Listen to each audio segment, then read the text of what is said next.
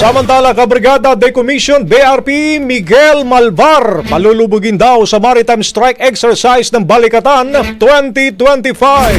Brigada Cat Austria, ibrigada mo! Brigada!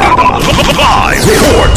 Isang decommissioned vessel ng Philippine Navy ang nakatakdang palubugin sa gaganaping Maritime Strike Exercise sa pagitan ng Pilipinas at US Forces ngayong Balikatan 2025. Sa information kit ibinahagi sa mga reporters, ang decommissioned BRP Miguel Malvar o ang PS-19 ang magiging target ng MAR strike na nakaschedule sa May 5 sa karagatang sakop ng Naval Education Training Command sa San Antonio, Zambales.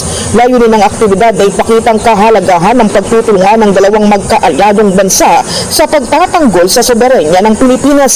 Maalalang noong Balikatan 2024, pinalubog ng missile frigate BRP Jose Rizal ang BRP Lake Caliraya gamit ang kanilang Sea Star anti-ship cruise missile system sa Lawag City, Ilocos Norte.